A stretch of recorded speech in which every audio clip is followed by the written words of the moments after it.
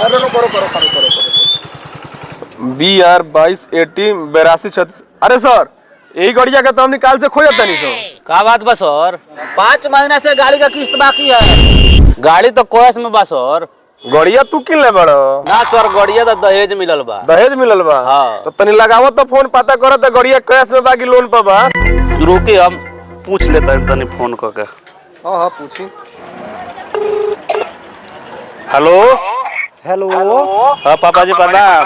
प्रणाम प्रणाम। तो गड़िया फाइनेंस में बा कि कैश बा?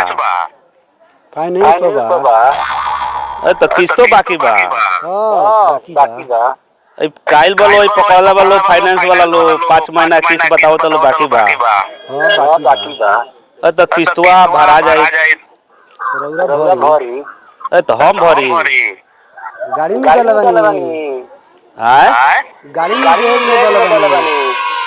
तो ये किस्तवा भर देती तो किस्त हम थोड़ी भरे। तो के भरी? रउरा भरी। अब बियाह में तो भइल ना रहे। तो भई रहा तो गाड़ी का तो भई रहा किस्त के थोड़ी तो भई रहा।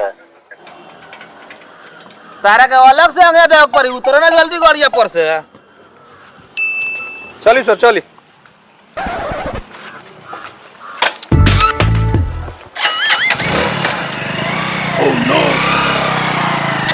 तारा ससुराल के तो बड़ा तरह का धोखा दला सो। चलो पहले चलो। चलो का करबो चलो।